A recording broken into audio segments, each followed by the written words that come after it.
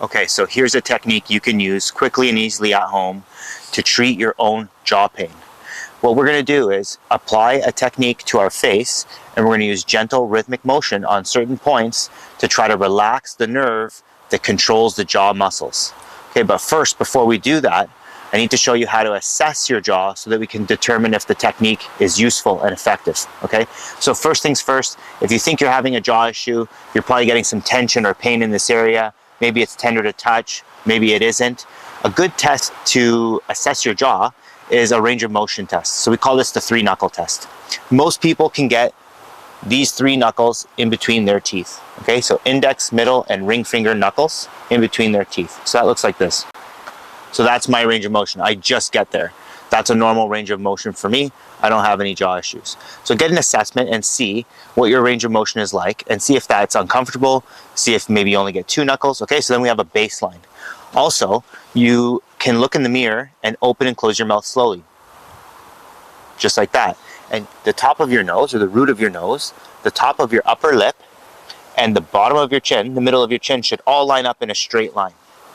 If they're not lining up in a straight line and your lower jaw, your mandible, is ajar to the side, that's a clear indication that you probably have TMJ, or temporal mandibular joint syndrome, or dysfunction. You can also open and close your mouth in front of the mirror and see if your jaw is tracking properly. It should track straight up and down. That mandible should move straight up and down. If you're seeing it move to the side in sort of like a C pattern, or to one side and then the other like an S pattern, that's a clear indication that your jaw is not tracking properly. Okay, so do a couple assessments, get an idea of where it's tender, where it hurts, get an idea of your range of motion with the 3-knuckle test, and then do this.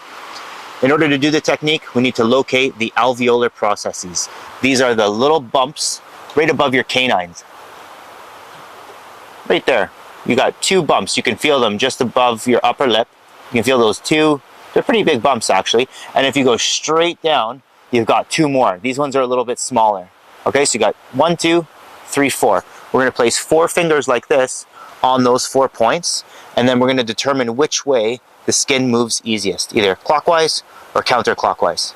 Okay, the direction of ease is really important because the easier direction will be more relaxing to the nervous system. So we always want to do that constant circular motion in the direction that's easier, and that looks like this.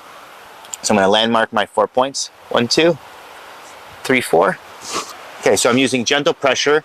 I'm using constant rhythmic motion in the direction of ease for 2 to 3 minutes. Now it's important to be patient if you're applying this technique to yourself. It can take longer than 2 or 3 minutes sometimes, so get comfortable, lie down on your side or lie down on your back or sit comfortably and try it out for 2 to 3 minutes and then reassess. That's the key thing, is to reassess with your 3-knuckle test or look in the mirror and see if your jaw's tractioning any better.